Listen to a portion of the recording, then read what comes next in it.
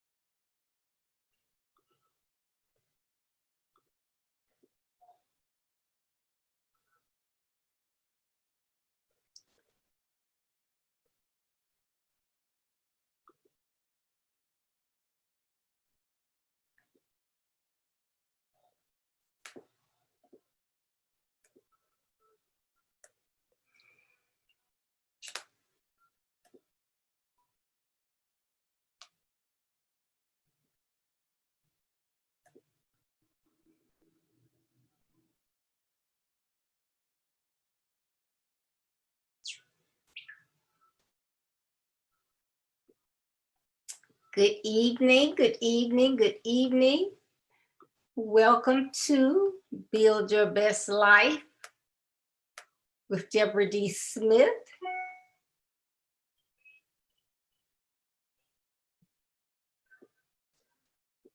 Trying to make sure everything is working here. Y'all just come on in, share, invite someone to come on and join. Just share the page. The more, the merrier. Invite someone to come on. Thank you so much for tuning in today. As you go along your road to be your best you, why not follow my basic principles so that you can be the very best that you can be and build your best life now? As you know, all of this month, those of you who have been following me know that I have been talking about image. Image is so very important. And on Saturday, I shared components of appearance, part 1, which was actually appearance, that which people see when they look at you.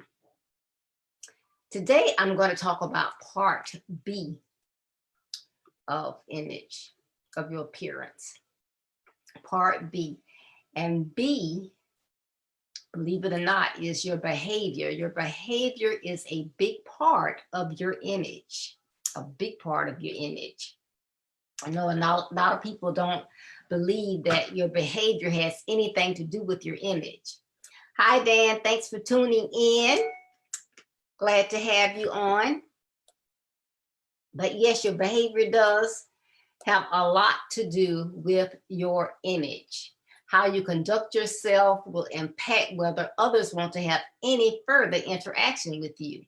Just think about it. If the first time someone sees you, you're acting a fool, or you are playing a bad joke on someone, you smell badly, or whatever, they may not want to have that second interaction with you. So image is everything. What are you showing others about yourself?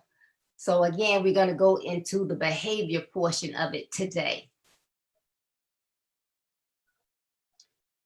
And go ahead and make sure now that you are liking my page and that you are sharing this with others, because this is information that will be helpful, because of those people that I kind of surveyed, they had no idea that their behavior had any impact on their image. So I want to make sure that this gets out there. Okay, you know, I teach on my platform that basic principles never change. A lot of people will stop teaching or following basic principles, but they never change and they never go away. And it's the same thing when you talk about some of the aspects of behavior, like your manners. Your manners, you probably learn in early years. Your parents taught you when you were little toddlers to always say please and thank you. Those are manners.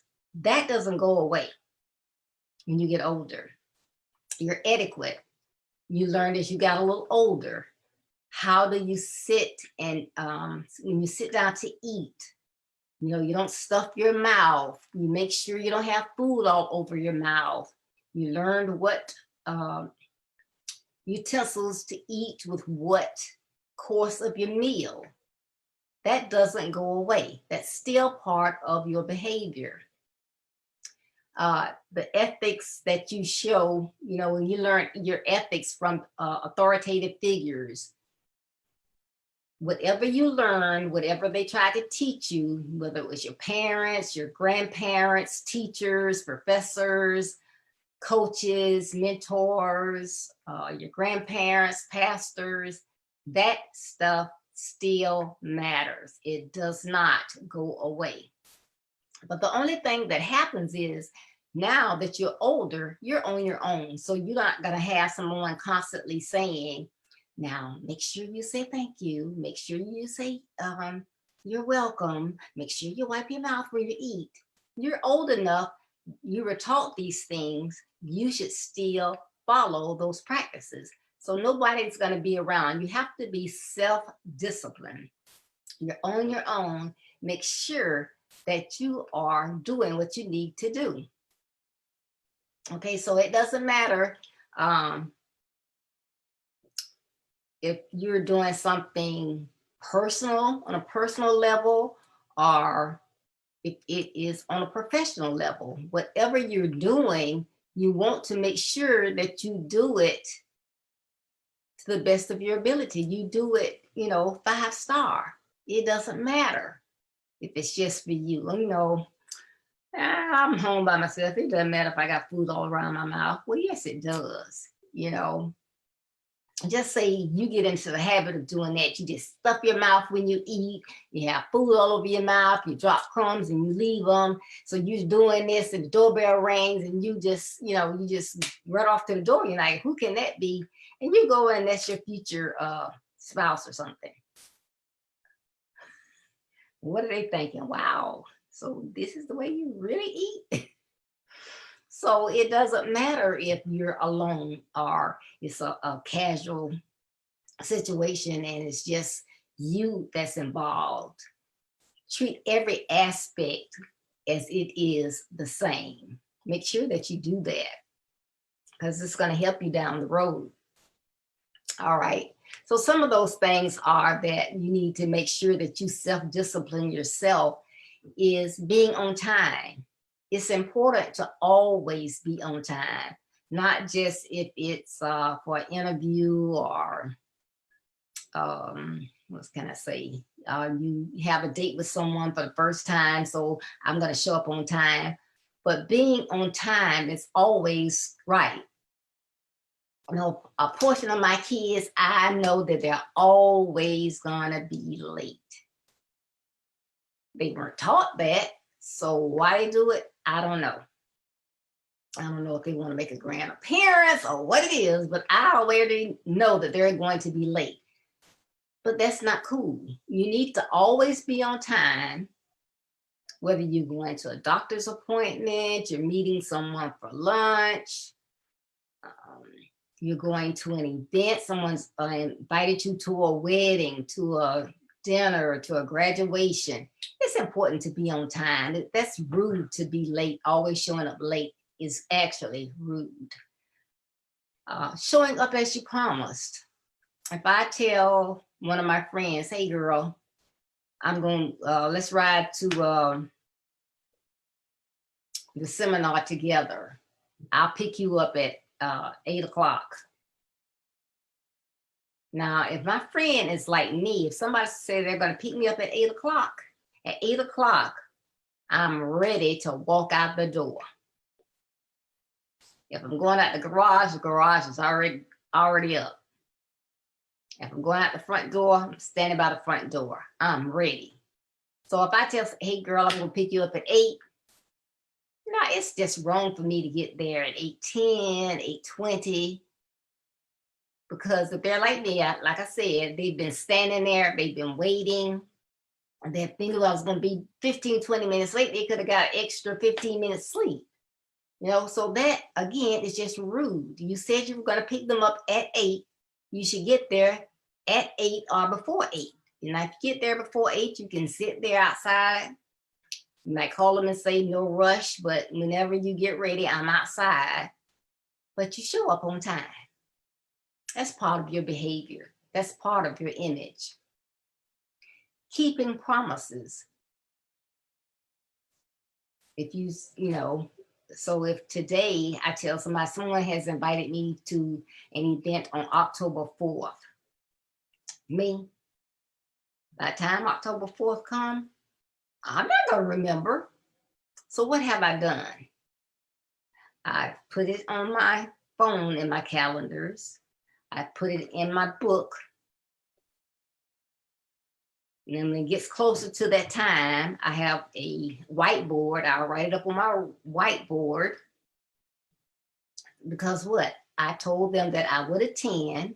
They're counting on my presence. They want X number of people. I'm one of those people that they're counting on. I said I would attend. So guess what? On October 4th, it's Zoom, but I need to be on because I promised. When I replied, yes, I will attend, that was a promise. Whether you realize it or not, that was a promise. When someone invites you to an affair, a party, a dinner, a celebration of some sort, and they ask you to please RSVP by, let's just throw out September 18th. What do you need to do?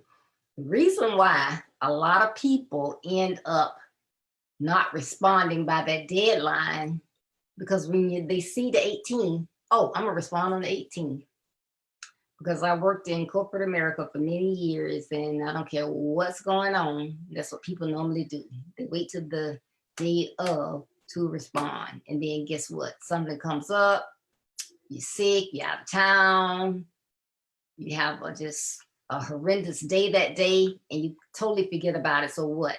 Even if you do reply, you're gonna be late.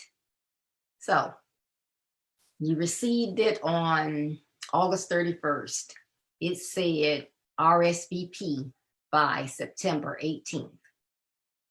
If it was for you and yours, and you had a +1, then you get with the +1 who you're going to invite, find out if both of your calendars are free and you're going to be able to attend. Right then, you RSVP. You don't wait till a week later. I'll wait till it gets closer till. I'll wait till the 17th. It says RSVP by the 18th. I'm going to do it when you decide to go. If you're not going to attend, give them the same courtesy. As soon as you decide I'm not going to attend, go ahead and reply. If you want to give a reason, you may, but go ahead and give them that courtesy to reply and let them know that you will not be attending. Now, I guess some of you may say, well, the reason why I don't respond earlier is because, sometimes things come up. Well, if that thing comes up, then you respond again. My deepest apologies. It was my intention to attend. However, whatever that thing is that's more important than that promise you made, then you tell them what that is and you go ahead. But you let them know. So it's okay to change it if you have to, because like I say, emergencies do come up. But when they ask for that, it is something that's needed. And I don't know why it's so hard for people to RSVP. It's like pulling teeth. I don't understand it, but it's not a cutesy thing. It's something that is needed. It's telling that person who's giving the event how many people will be attending. Now, if you never given an event at a venue, like a restaurant, a hotel, or whatever, you normally have to pay per person. If you don't RSVP, I have to assume that you are not going to attend. So if I tell them 50 people, they're going to set up for 50 people. Well, hotels will normally set up for a few more. So they may add 10. But if my budget then is for 50 people, that's what I intend to spend. If you decide to show up, not telling me you were going to show up, guess what? I have to pay for you. And then the same, if you tell me that you are going to attend and you don't show up that day, guess what? I still have to pay for you. And that has happened to me a number of times. And sometimes things are expensive, you know? So if I'm paying $25, $30 a head and 5 people decide, shoot, I don't feel like going, it's raining outside, I'm not going. I still have to pay. Just say it was $30. So I still got to pay. That's $150 that I could have done something else with. So that's your behavior, your image. That's the type of person you are. Well, I can't count on them. Well, I know I better ask so-and-so because they're liable to show up. That's not good. That's not the image that you should want to show to other people. So remember, those things that you do is a part of your behavior, is a part of your appearance, and appearance is a large part of your image. Just remember that. And then, how is your etiquette? This is to sum it all up. Your etiquette. We're just talking about that portion. Okay, when you're invited to an occasion, normally, based on what it is, you may know how to dress. So if it's a graduation, you normally know that you can dress casually, anywhere from business, I would say business casual up, well, not all the way up, but business casual, or some people, if it's a family member, they might want to go dressy, a Sunday dress, because they're going out afterwards. If it's a prom, you know, that's formal. If they say semi-formal, it's semi-formal. If they say formal, it's formal. So if you're invited to something and it says black tie, that's formal. So you don't go up there with jeans and tennis shoes. So that's part of your behavior. Okay, I mentioned this earlier, but do you eat with your mouth open? You don't eat with your mouth open. You chew with your mouth closed. And you say, well, that's what I always do at home. So, you know, but when I go out, I'm not going to do it. Really? How about you practice at home? Because practice makes perfect. So watch the way that you eat at home. And also, wipe your mouth occasionally. You know, sometimes then when you're in a setting, someone might try to get your attention and let you know you got something on your mouth. Sometimes people won't. They'll talk about you afterwards. And then somebody might try to tell me, and they're, you know,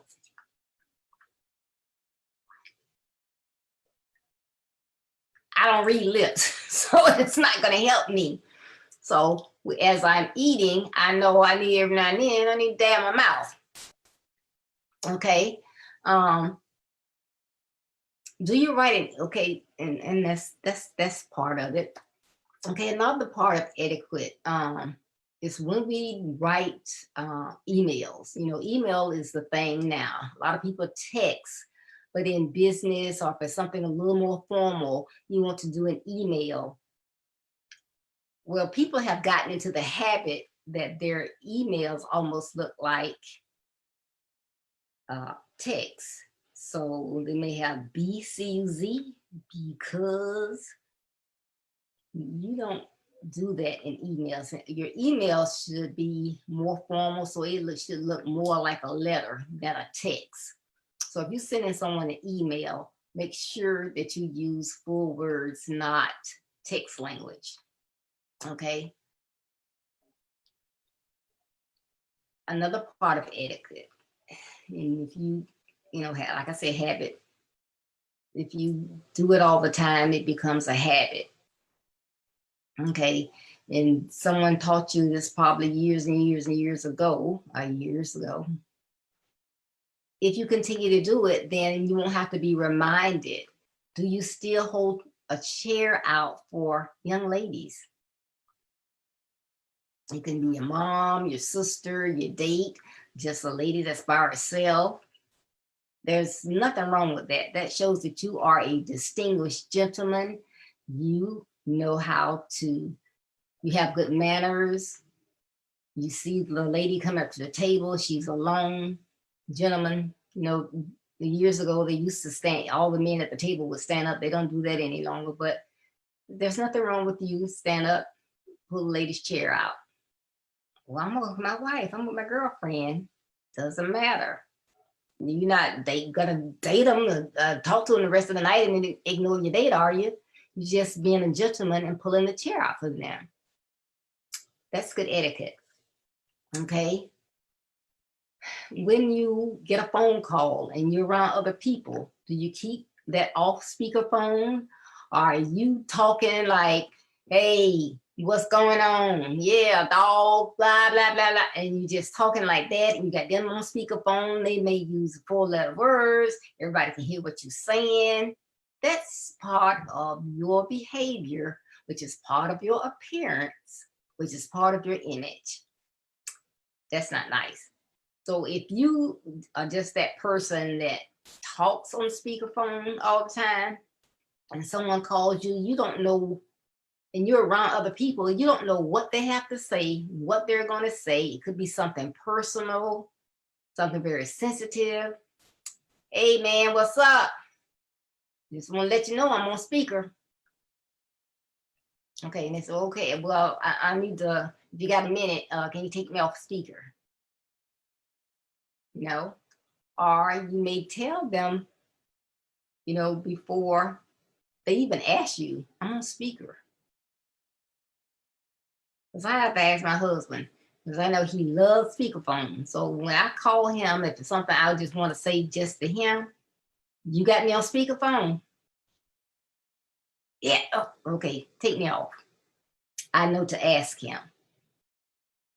But if I just call him, it's going to be on speakerphone. So whatever I say, everybody's going to hear it.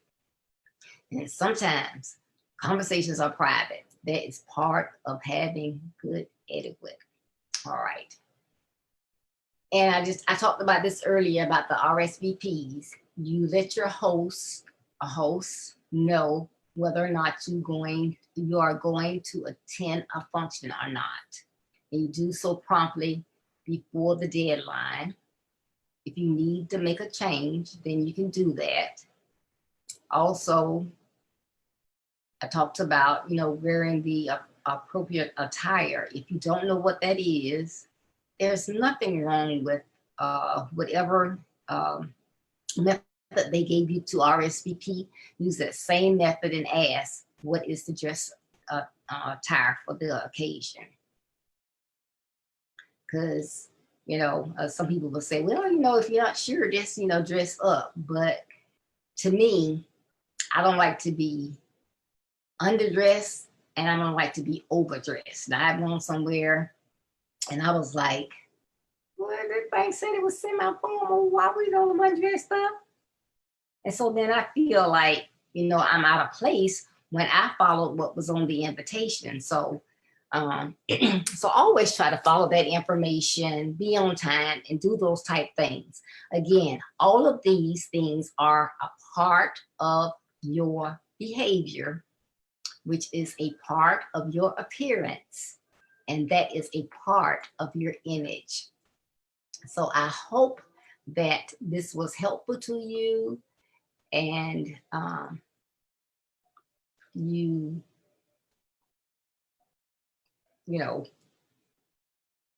think, well, that's good information to know. I didn't even know that. I didn't realize that was a thing. I thought the way I act, that's the way I act. I know I never knew it had anything to do with my image and how people perceive me, but yes, it does. So just, your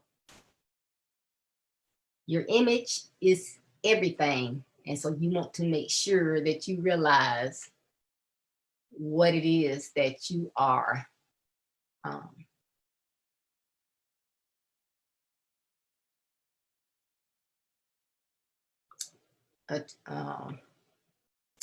I'm sorry, what you are doing during that time is very, very important. So I thank you so much for tuning in. Of course, Thursday, we will talk about part 3, which is the last component of your appearance. Yeah, tune in to see what that one is. We'll talk about that Thursday at 6:30 here on Facebook Live, Eastern Standard Time. So I thank you so much for tuning in. If you have not purchased a copy of my book, Build Your Best Life, you need to get it. This book, it will be very helpful in assisting young people, older people, everyone. It will assist parents in equipping yourselves to be there and provide information to your high school age and young adult children, assist them if they are falling astray, they've forgotten those basic principles, they're not following them, they weren't taught those. And young people, this is good information for you to know. These basic principles will help you through just about everything that you may go through. All those obstacles that you have in your life, whether they are something that came from your past, something that you are currently going through, all of that is important. So if you will DM me, I will give you the information on how you can obtain a copy of my book. Next Thursday, on every 4th Thursday of the month, I have a panel discussion, and I have some very insightful ladies that are coming on next week. We have Sherry Chester, Brady Robinson, and Anastasia Smith. They will be on, and we are talking about 5 mistakes that people make and how they will impact them later on in life. It's going to be an exciting panel discussion. You don't want to miss it. So tune in. I will remind you, and if you follow me here on Build Your Best Life, I will have reminders out there. So please like my page, like this video, please share this video, and send me comments. I appreciate you tuning in. Thank you. Enjoy the rest of your day. And as you go through life, there will be distractions, rough terrain, and detours. Don't let any of these negative aspects of your journey stop you. Though they may slow you down, keep going to be the best you so that you can build your best life. Thank you, and I hope to see you Thursday at 6:30. Be blessed.